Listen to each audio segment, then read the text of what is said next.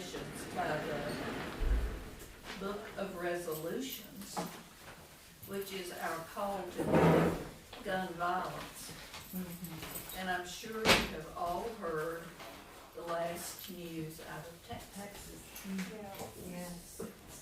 It's no longer safe to go to the mall. So, And you know what? I was in a situation in Greece where there were thousands and thousands of people. We were celebrating Easter. There was a parade, they were around the church, and there was a parade through the streets in the town. Thousands of people. And y'all, I did not feel threatened 1 second. And I was in a foreign country. I would not have been in a mob like that here in our country. Isn't that a shame? And it dawned on me, and Catherine was with me. She had flown in and was with me, and we both felt very comfortable.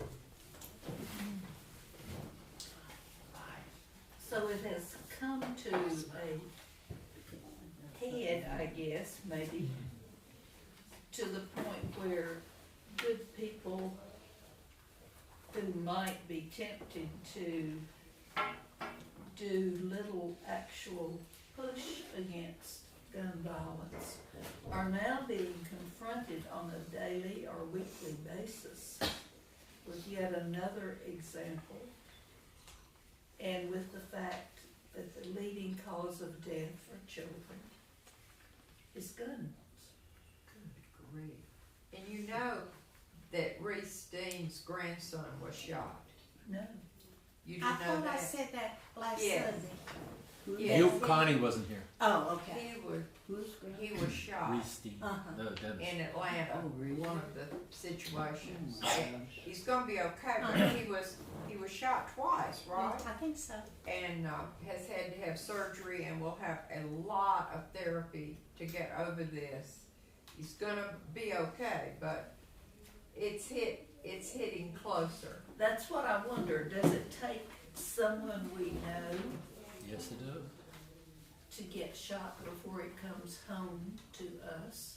Maybe not to all of us, but, well, I understand what you're saying, but maybe for the people who have a better opportunity to do some things, from their standpoint. Good morning, Laura. Hey, how are you? Missed you. But I think for major things to happen, it will take some, Yes. and that's sad. That's sad to say. In order for something to happen, somebody who can make a major decision is going to have to hit their family. That's so sad. So it certainly heightens your awareness. For instance, if you came down with COVID, you probably had a better appreciation of what COVID was and how much damage it could do. And the same thing, unfortunately, I keep thinking with as much emphasis as we hear on TV, it should come down and be real to us. Why do you think that the people in quote power are not moved by this? The people who enact laws and all. I hate to say this, but, and I may be wrong, but I think they get enough contributions to their campaigns They're just afraid they won't be reelected. from owners and from NRA. Well, that's why we need campaign finance reform. Yes, it is. It's certainly a, Somebody wants to sit next to me. And those congressmen might consider it politically incorrect to get involved in this, or if they might be sticking their neck out a little bit and as you say, wouldn't get reelected if they sided on one side or the other. But that's where their necks are supposed to be. Well, that's right, but they, it's a profession for most of them. We're talking about gun control. Uh-huh. Can I just make one comment? yes.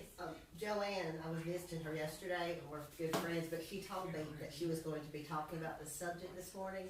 And as most of you know, my son Colton used a firearm to take his own life last June 7th. And at first I thought I wasn't going to come because it's very emotional still.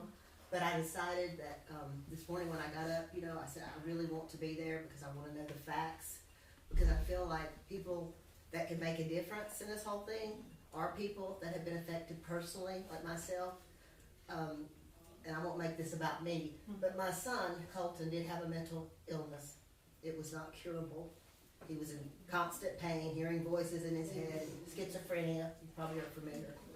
And he was miserable. But he was doing better. And the reason I say this is he was visiting his father, who was a military man, and his brother, who's 23. His brother had a gun next to his bed, fully loaded. And if that gun had not been there, there would have been a good chance that my son Colton would still be alive. Because what I've studied about firearms and suicide is that it's something that happens in the spur of the moment, you know? 1 minute you're feeling depressed, one day you're feeling depressed, and the next minute you're not. And I have some depression myself, and I felt dark at times, especially during this time. But I'm glad there wasn't a gun available. So the thing I think that's going to make a difference. I'm sorry. Is availability. The thing that's going to make a difference is when you actually have it happen to you and your family. And the people who are in power, when they start looking into changing laws, it's about their personal experience and their constituents. And the last thing I'll say, before the election, I went around and interviewed people all over the county, Asheville, over in East Tennessee, about the election. Who were they going to vote for? Were they going to vote for Donald Trump, or were they going to vote for Biden? Well, I was surprised. The majority of people were voting for Trump. For whatever reason, the places I was going. I'm not in downtown Asheville, but you know, around here. So, what do you think they told me was the main reason that they were voting for Trump? Does anybody know? He's rich. Second. Yes. He was And taking their guns. That shocked me. To keep Because I'm a long-time Democrat, my family, I grew up, I never even thought about, you know, that part. Because my dad had a gun, he had a store, he kept it, you know, in his store, he never had to use it, thank God. My brother was in law enforcement, not against guns. I don't think any of us necessarily are, but the point has to be brought that people should not be able to get guns unless there is a rigorous background check. Right. And it's not now. No, it's not. And I'm gonna do myself, this next week, I'm gonna go in and I'm going to apply to get a gun, just to see what you have to go through, because I really don't know. I I think think that might, they've changed it, I don't think you have to go through much. I'm gonna I check. think North Carolina's just changed their carry law. Yeah, it depends on how you buy it, but yeah, you no longer have to get a permit from your local sheriff to be able to buy a handgun. Great. Well, it's really, you know, If you've had one for years, Here's you the just keep violation it. of the Second Amendment. my other son Kyle, then I'll shut up, is very religious, and he's down in Greenville. He goes to a Presbyterian church, which is extreme conservative. I went with him to church 2 weeks ago, and he's a deacon now. He told me that he was having to go for a training that afternoon. And I said, what kind of a training? He said, Mom, I'm going to get the concealed carry permit so I can carry a gun to church once a month. The church there is now having the deacons carry, one person will have a gun, because there was something that happened in Greenville recently where someone died in a church. So people are starting to really become, and that really chills me to hear that, because I think when we have to have Right guns, here in Madison County too, and Asheville also. is it Yes, really? Yes, Do you know My that? friend's church. I know it for a fact, yes. Is it? What do you all think about it? I don't know. I saw it this week, ironically, I can't remember whether it was Thursday or Friday, I screenshotted it because I couldn't believe it. There was the story, not the Atlanta shooting, but the other community in Georgia that endured a shooting this week. And there was that headline about how many people were injured and killed in that shooting, and that was the news alert at the top of WOS. The headline that I screenshotted is there's a church in New York that is hosting a revival this summer. And if you come to the revival, you're going to get a chance to be entered into a drawing to win Oh, heavens. an AR-15. But if you don't want the AR-15, it's okay. It's okay, because they also are going to give you. If you don't want it, they're going to give you a flamethrower. So you either get the AR-15 or flamethrower, and you win for coming to revival. And that's the prize in a church. That's a prize in a church. You with a should drawing know. for coming to You revival. should know that this conversation happened at Bright Hope this morning. What? So this is happening all over, these conversations, and that's a good thing. Bringing the guns to church, you mean? Just the gun thing in Gun general. violence.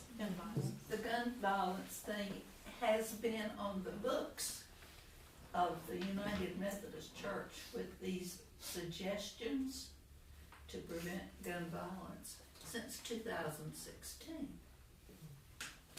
What's the date now? 7 years 2023. 7 years later. 7 years later. You know, it scares me that nothing really happened with Sandy Hook. I mean, there was lots of people but then some people were saying, well, it didn't really happen. This is just a ploy that the Democrats are using to scare people. It's a scare tactic. Can I say something to that, Margaret, though? It's not that nothing happened, but in Connecticut, Well, Connecticut, yeah. things happen. and that's where the violation of the Second Amendment is, well regulated. And I'm still working on that. I found out someplace I might go to find out if we can get some kind of civil lawsuit against, because Congress doesn't move until you hit them in the pocketbook. This is step number 8. So turn to the back of your, and thank you, Laura, for sharing that. And Thank you all for being interested in it. Well, you know what? I happen to agree with Laura. I grew up also with guns in my home.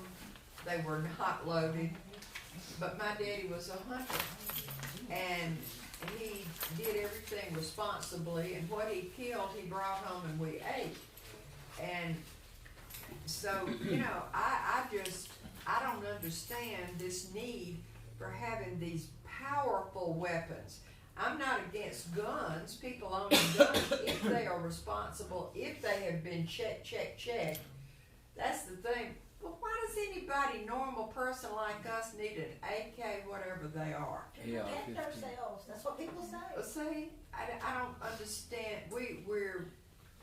but that you could also say, why does any person need a Tesla or need one of the upper level cars? There's status involved, and there's the right to ownership, and let's try to understand that differences exist and that people You need. mean there's a hierarchy in owning guns? Oh, yes. Oh, yeah. Oh, yeah. Really? Well, I am Are you kidding? dumb I'll show as you a dirt. magazine owning I guns. did not know that. I have a magazine with fashioning guns and all this. I did not know. Okay, so let's go to the back page. We'll skip everything at the front. No, we did that last Sunday, so we'll go forward. But the biblical passage that was at the front, anybody remember that, what it was at the very beginning of this? Micah? And Very what- beginning, right? the very beginning of the front of passage. it. It's the Micah passage that says, you've been through a bad time. The people of Judah had been abused, beat up on. They were in a bad way. They were looking for a hero. They were looking for someone to lead them in victory. And victory would have been war. So they were looking for that. But what does Micah say? He said, the day of the Lord is coming when you will beat your swords into plowshares. Into what? Plowshares. She Something was to last plow week. the ground I with, remember. to grow your food. Yep. No, kill everything. And he says, you don't need to learn war anymore. There will come a time when you will not need to learn war. But we make these patterns of behavior, right? probably it starts, at least in part, to rivalry in high school football teams.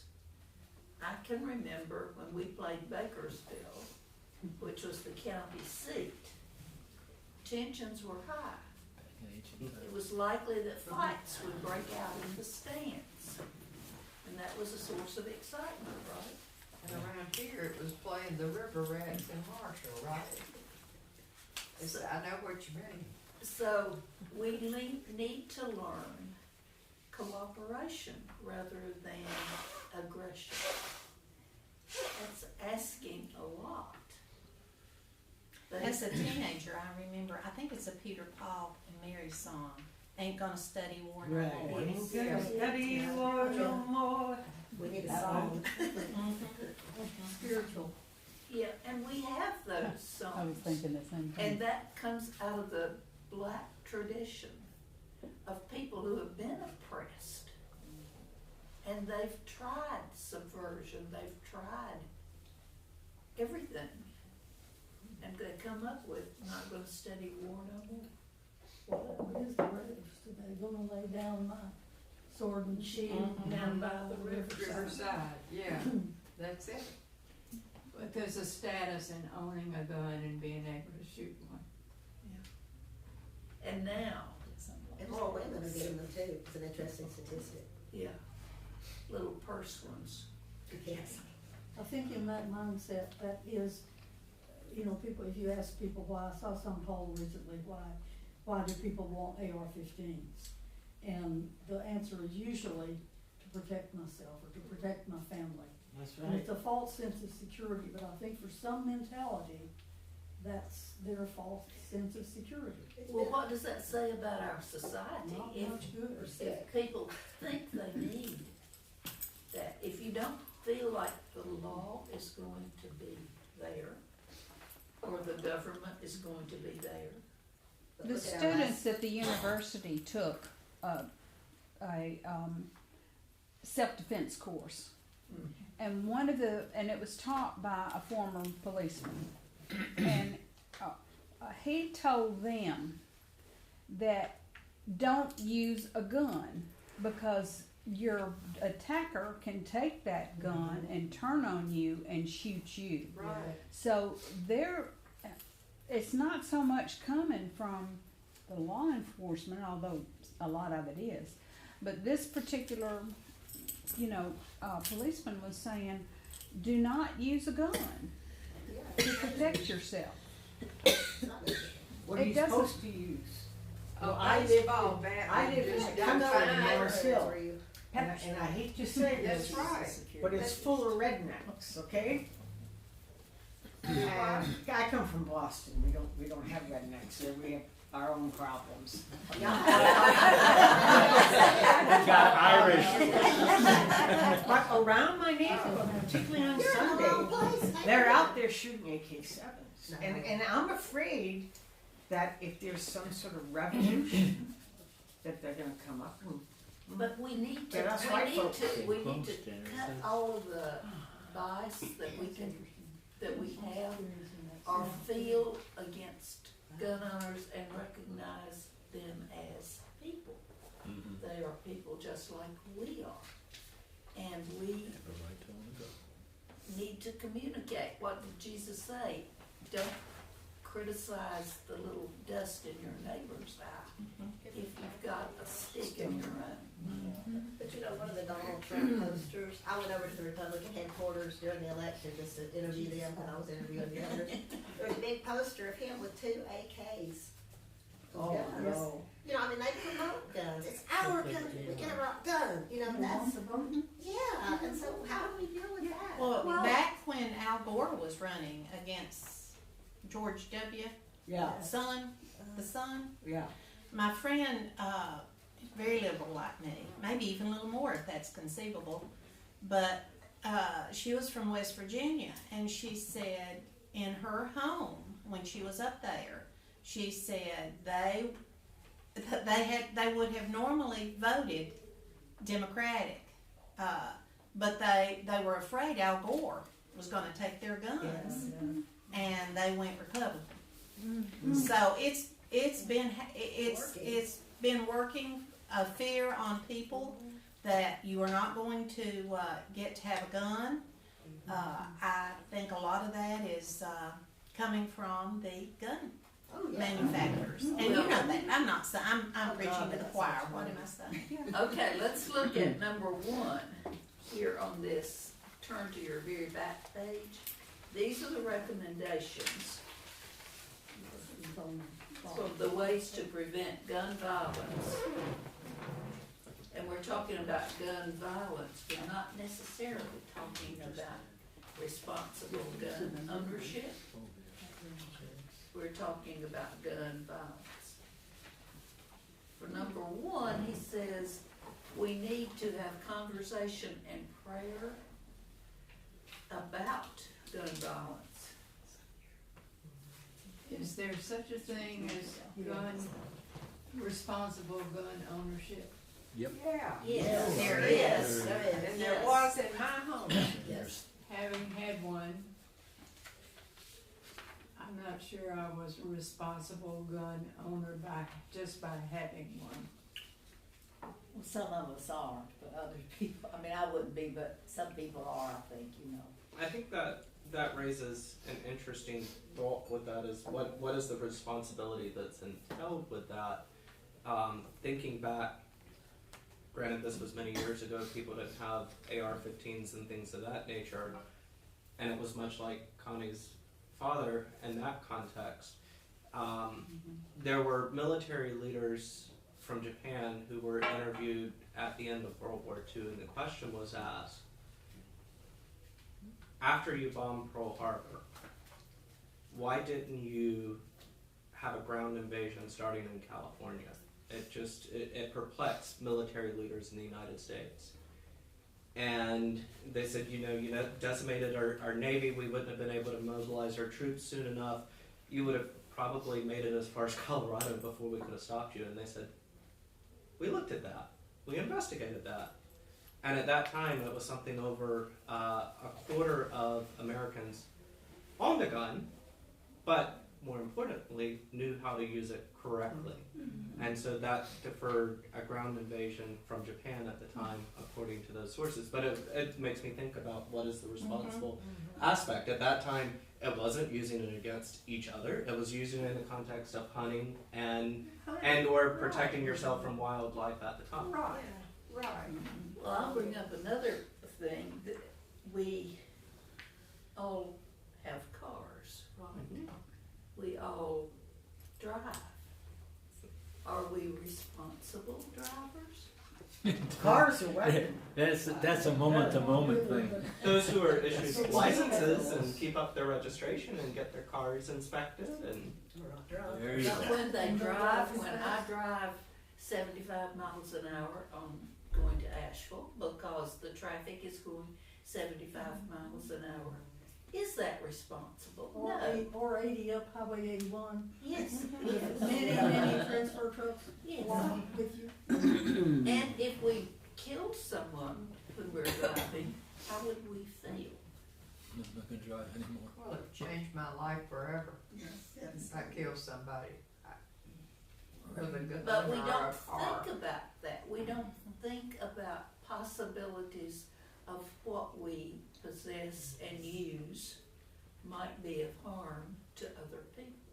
But it is harder to drive a car from a young standpoint than it is to get a gun, because at 15 you start doing driver's ed, and then you do some driver's ed driving, and then you do have to get a driver's license, and then in order to have a car you have to Well, you do first a- get that permit. yes, the permit, ABCD. It is slightly harder to drive a car, whether you do it reasonably or. But wouldn't you say that it would also be probably a good idea that anyone over the age of 70 be required to have a driving test? No. Are you saying that? Not really. The AR-15 Well, I just got mine law renewed is- online, I'm getting ready to renew mine. and I've turned it in. Well, it's so easy. But I'm not But gonna take it. what if we can't, what if we have some deficiency that we really shouldn't be driving a car. Look at the number of accidents that have occurred because an individual with either Alzheimer's or dementia has killed someone. I had a good friend growing up who was killed by a man who was driving the wrong way down the expressway. Oh my God. Or the eyesight, or Shasta's whatever. hand is up. Shasta. I actually had a recent experience with this. My granddad turns 80 in July, and he already did his renewal online a few years ago, so they were making him go in. And my grandfather is illiterate, and so the driving lady read him the questions for the driving test, and I was honestly surprised that he passed. Maybe it's just me wanting to put bubble wrap around him at this age. But at least there seems to be some due diligence at that point. He did have to redo the whole driving test and the signs and everything. I renewed mine online. My birthday's 1 month before your granddaddy's. I'll be 80. Wally. 80? Oh, Good grief. I am You look 80. 70, Connie. I am 80. I have a family of insurance agents. So, Let's ask one question. What is the accident rate of people my age as opposed to people 21? You know what it is? It's much lower. yes, it is. Oh, yeah. Now, that doesn't mean that we are all automatically good drivers. We drive less, we drive more locally, we drive Slower. But We don't usually Slower. drive the after real dark. question, bad, it so we seems to drive slower. me, I is, have less and this would cost money. Real question is, should everybody have a driver's test every 5 years? Well, we also drive more responsibly. Uh, I can't tell you the number of drunk incidents we had, drunken. Yeah, but we are assuming that people of X age, that X age is a disability in itself. That's elder abuse. And we need to say It is. that everybody's Discrimination. driving It is. needs to be appraised periodically. And to carry that over to guns, would it be fair if we had every gun owner Yep. having an analysis of, are you a responsible person? One thing to ask is, are your guns locked up? Are they loaded? That's another right to take it away. Joanne, the Yeah. thing, the big distinction that folks make is that having a gun is a right, driving is a privilege. They put this big solid wall in between I've heard those that two too. things, which means, well, it's my right to have a gun, I can do whatever I want with it, I don't need this, I don't, whatever. Whereas the privilege, you know, requires the studying, the tests, the whatever. That's the difference. Yeah, but that's a deception. It's a false It's a- difference, but that's what because they're hammering home. Having the right to a car is also a right. It is. Interstate commerce. It's a right. It's not a privilege. It's a right. Okay, Shasta, you had a comment? I promise I'll let you get back to it, but just in the sense of like the driving metaphor, going back to, you know, the gun violence situation, like gun ownership. I have this relative who, before he turned 22, had 3 DUIs, from 16 to 22. and he's lost his license twice. And he's at that point now where he can get his license again, and he's decided he's not going to get his license because in the period of time it'll cost $6,000 to get his license again. From re-upping his tag, his insurance, establishing the breathalyzer mechanism in his vehicle, and he's decided that he's going to continue to drive anyway, despite all these things. Thankfully, he has sobered up, and I think that's kind of how a lot of people have started treating gun ownership today. They're like, I'd rather just bypass all this time and effort and money it takes, which is sad, and I would love to see it better regulated, but I think that's the mentality of people, is just trying to do it the easiest, cheapest, most efficient way to serve them.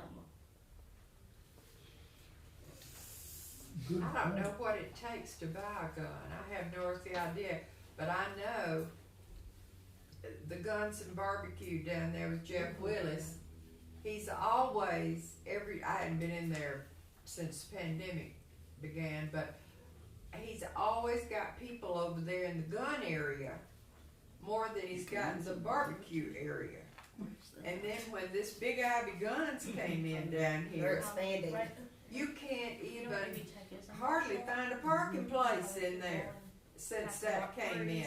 So people are obviously buying guns, and it must not be a whole lot of checking going on. I believe you could just go to Walmart and buy a gun. I believe you can too. You can buy them at Walmart. My friend who took his own life went to Walmart and bought the gun. So what would they be looking for to disqualify you? Do you know? Mental illness. But how would they know? Wiley, You have to answer it on the question. lend some theology to this. Thinking of this from the point of view, which I have to really work at, of a gun owner. If I believe that I have a gun for protection because I live in a place where legal help is 25 to 40 minutes away, Or on an island like Harry. yeah, or on an island like a friend of ours off of Beaufort, or off of Hilton Head. And I really believe that there are people threatening me, Harry, for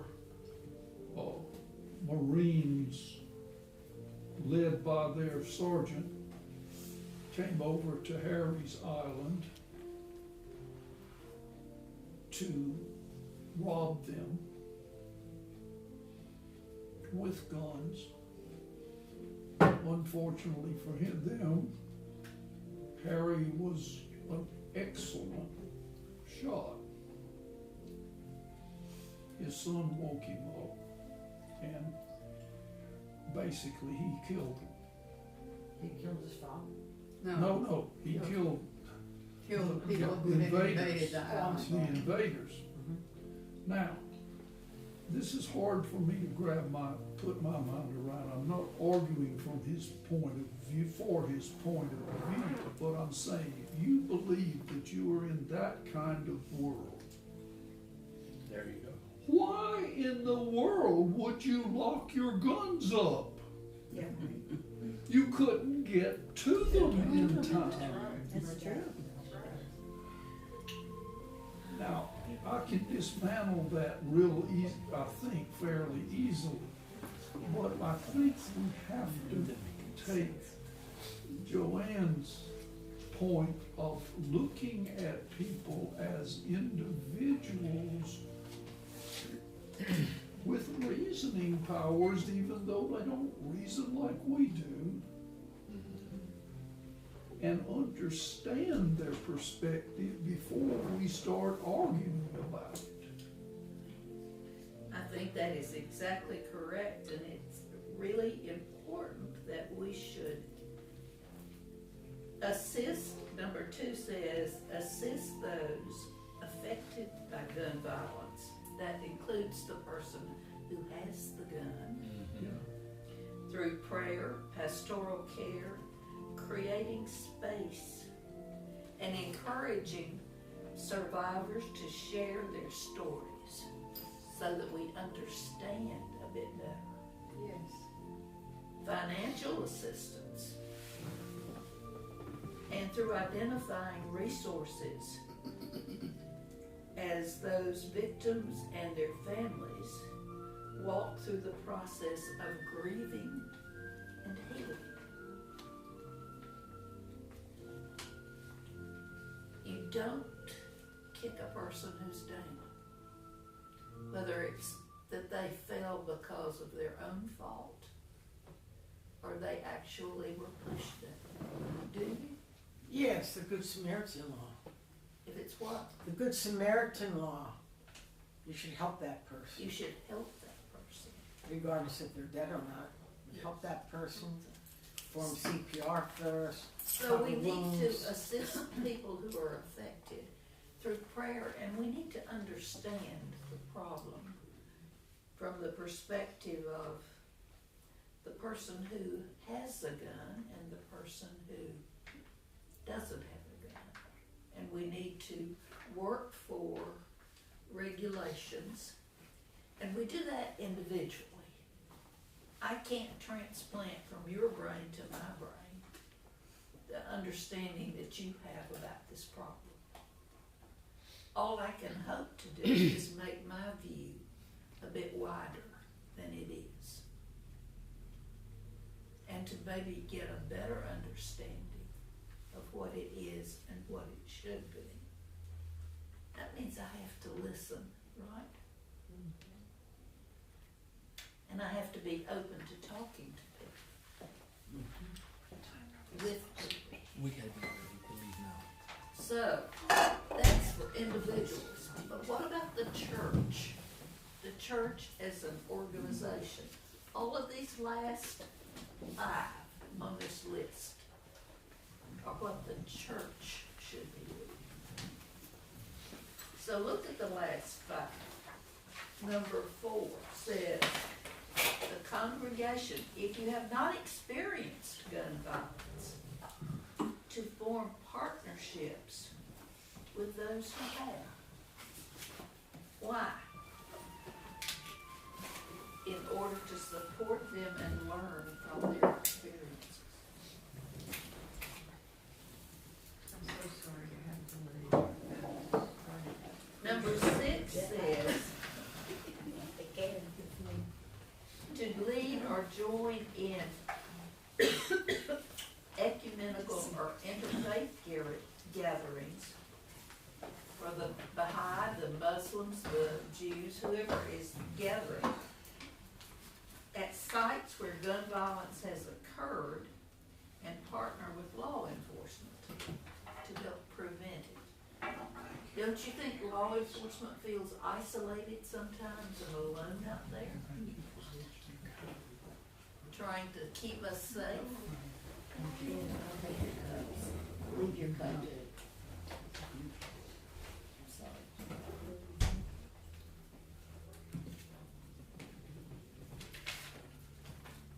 So number 6, to partner with, this is partner with, to join with, to form groups, so that we have better understanding, and so that we are identified. Is it important for the Forest Hill United Methodist Church to have its name or its people at these gatherings? And be identifiable as United Methodist people? So we need to put out there who we are and what we feel and how we can help. And to identify gun retailers that engage in retail practices that might be shady. So all local ones.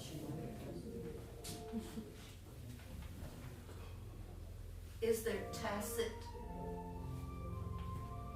understanding that gun sales in Mars Hill are a good thing for the community? Or what? Are a good thing for the community? Expanding, they must be having some support. Do you have evidence that they are following all of the guidelines? Several months ago, and I can't remember if it was in the newspaper or what. But the man, I don't know who the man owns the big gun place here, I don't know who it is. Yeah. But he made a statement that he followed the laws. He Okay. made a public statement, he followed the laws for gun checking. That's all I know. Well, when The there's legit gun dealers have laws that they do have to follow, and they're probably not the ones who promote all the bad sales. Yeah. Because they don't wanna be fined. They won't or lose their business. whatever the punishment would be. They can be tracked, but it's these other sources that can't be tracked. Right. I think, unfortunately, even if we stopped today making semi-automatic weapons, it would continue to be a problem because it's that soft underbelly.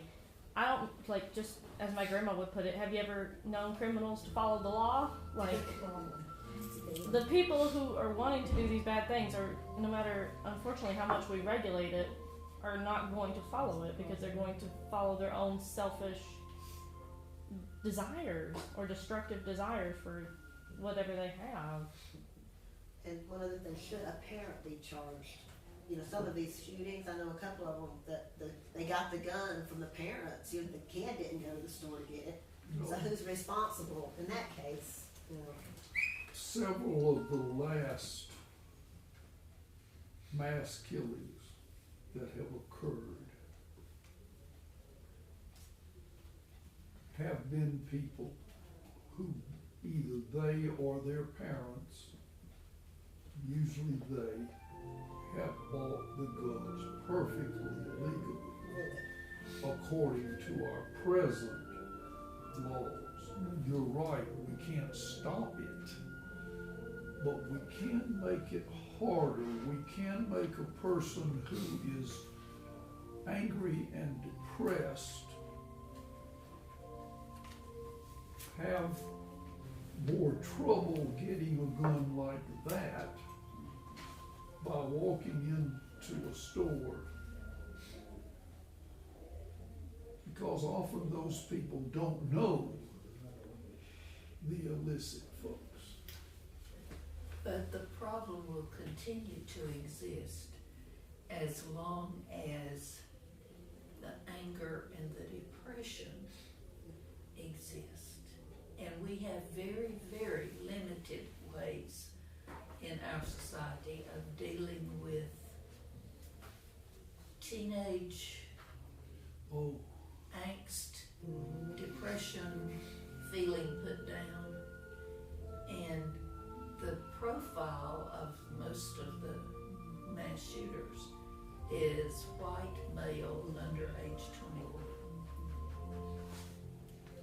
You know, the young man in South Carolina who shot up the church, his name was Roof, his last name was Roof. His family life was miserable, and he was abused, you know, all of his life. And he was not only abused at home, but also at school. And so there's so much of that that is documented that we know. And you're right, why aren't we making, but you know, in this country, mental health has always been a stigma that people Still don't is. want to admit that a member of their family or even, you know, themselves have mental issues. Show me a family that doesn't have it. Everybody has some. I mean, really. Grief is awesome. My kids call me crazy, so I know. Yes. Maybe if we as a country focus more on the mental health aspect of it, like, I feel like maybe that is the core root of the problem. The toxic masculine culture of not being able to process one's feelings and that like machismo, men have guns and men are defenders and protectors and I don't know, maybe if we start children from a really young age and allowing them to express and openly go through the stages of their feelings, we might see a more well-rounded and less violent culture. Like, I love my mom, but it killed her to see me cry. And so she'd be like, oh, don't cry, you know, and she's just doing it because she loves me and she doesn't want me to be sad. But I'm 25 years old and I still hear that in the back of my head when I tear up, like, oh, don't cry, you know, like. Well, I had experienced my son, who's now 47, when he was little, and you know, all the kids played cowboys and Indians and stuff like that. I didn't want him to have any toy guns. I felt like that was teaching the wrong thing. I mean, this was like the mid to late 70s, and I mean, you know, he was 2 and 3 years old, and he would, instead, he didn't have any guns, he would get a stick. Absolutely. You know, and point and bang, bang. And everybody, my husband agreed with me, or tolerated, I guess, but everybody thought, oh, what's wrong with you? You know, it's natural for little boys to have toy guns and everything. So around the time he got five, I just gave up and said, all right, you know, but I thought that was, you know, just teaching the wrong thing. And I know now they have what toy guns have a red thing on them now, but that was not so, you know, of the end of the barrel. But you know, it's you're going against the grain. I think if you try to do something like that. Well, we think about the desensitization to that. So I think when I realized that, I was 16. I just got my license, and my brother and I played video games, maybe not as much as some kids do now, and him more than me, and I forget what the name of, it was a really popular video games in the 90s. It was a driving thing, and police would come out and chase you, and you could run into the police, and your objective was, and your objective was like to get away from the police and to smash the police cars in. And I remember we were driving down the road, and a policeman turned in front of us, and our police officer turned in front of us, and my brother said, hit him! No, wait, this is real life, we're not playing Grand Theft Auto. Like, but I think about that context, even though, I mean, that was many years ago when something like that had just come out, and I think about all of the video games with the objective of guns and shooting and violence and things of that nature, and what does that do to children today that might desensitize what real life is and even blurs that as part of it. We did not allow our 2 sons to have toy guns, and when I moved in South Georgia, I was cleaning out this closet that we didn't use much, and I found this, and I remember then my brother had carved out a long wooden gun and given to my, not knowing our stand, and given it to one of my children. When we got home, I had hid it in that closet, you know, and I found it. But then my older son, in raising his 3 boys, he and his wife did not allow them to have those violent video games like you're talking about. They played, of course, we were lucky, they were very involved in sports, and their church had a lot of activities and things, so they had plenty to do. But they did not allow the violent games. They played those sports games, you know, you make your own teams and all that. They were really into that. But I just think that parents need to stop and think about these things, you know, because it does have an effect on children. But it's not only those. You know, you think about what you said about sports, football games, and I mean, how much violence is in football? Look at all the pros that are having total disability because of sports. And sometimes they're intentional violent things. So violence is a big part of all of this, and that being taught. Is there a violence gene? There is aggression. There's a certain amount of aggression that is absolutely essential to living. You have to be fight and flight. So maybe that gene has gotten misdirected.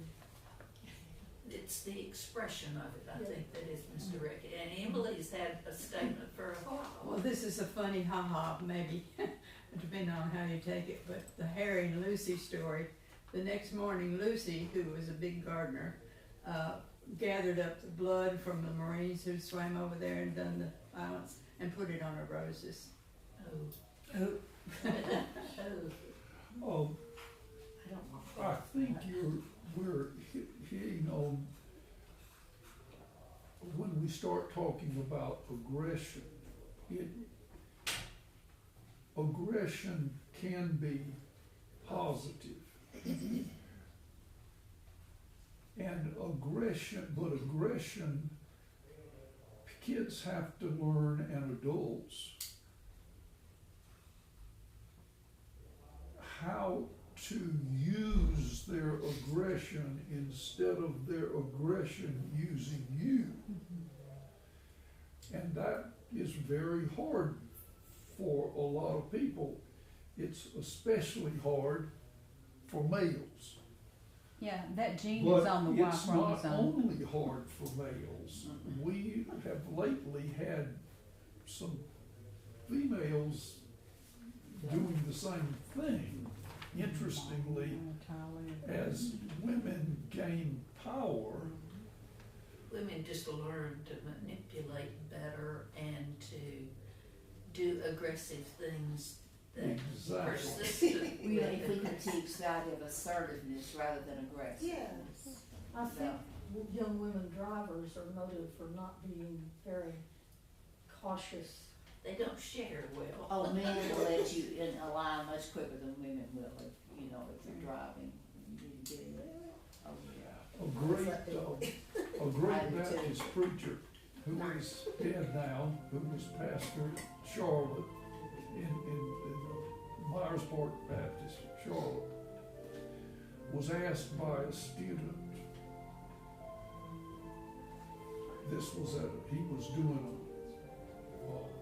a student religious week at a major school. Do you believe in the resurrection? He said, I can't talk with you about that. You don't think you will die.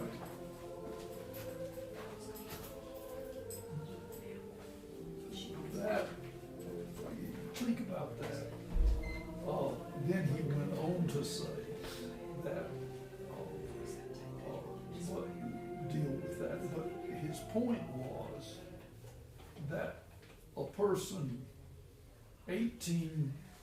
17 to 22 doesn't really in his or her gut believe that she's going to die, and if so, it'll be so long it doesn't matter.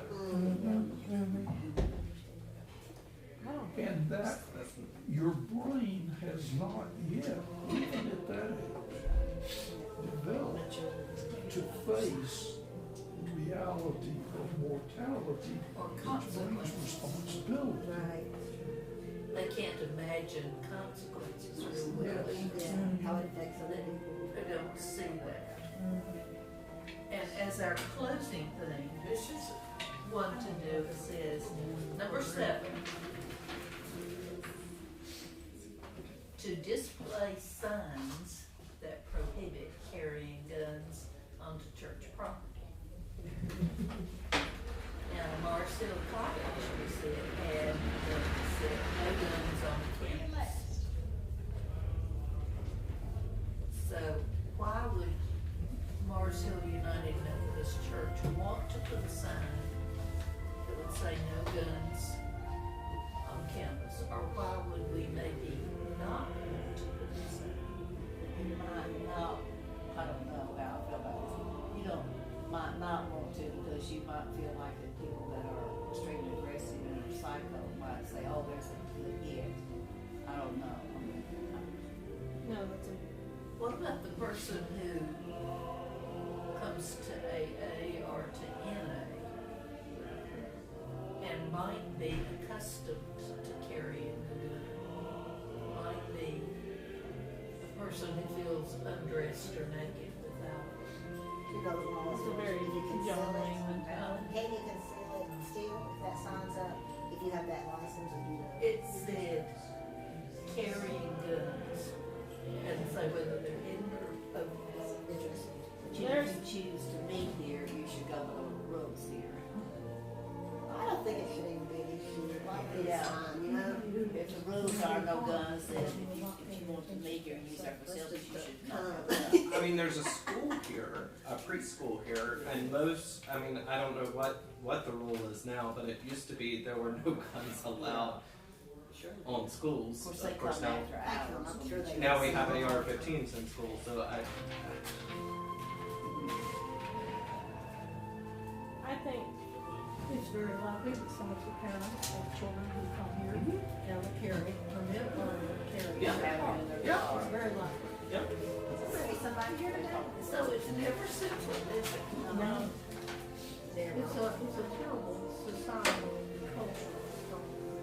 And I don't know why, theories, they're just theories, but why our country is besieged with that more than Finland.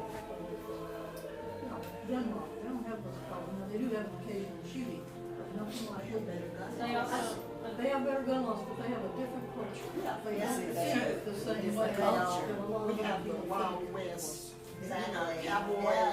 shoot 'em up. Susan, I understand.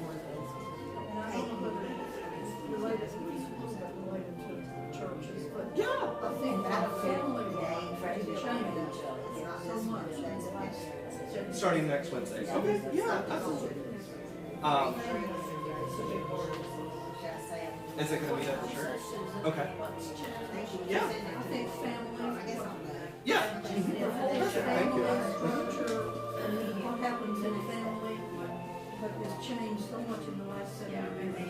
It's just, it's what gets called at home. Whether it's because of religion or whether it's because of just the way things used to be. Well, we lived in a small town in Mississippi when I was like a teenager.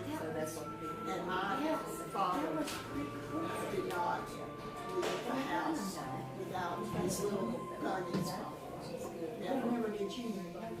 Not that I know of. But he didn't. I mean, it was, I just thought that was normal. I think what you said about understanding how the people that we don't agree with think, at least I think that's what you were saying, is so important, and yet it's so hard to do. When I think about the people that really irritate me because of their political views, I don't really understand where they're coming from.